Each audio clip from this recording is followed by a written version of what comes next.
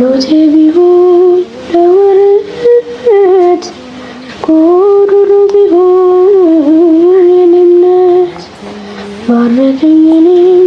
ከሰማይ በደል ጥፋቴንም ሳታይ ቀባኸኝ ጠርተኸኝ ከዱር ሰጠኸኝ ከፍ ያለ ወንበር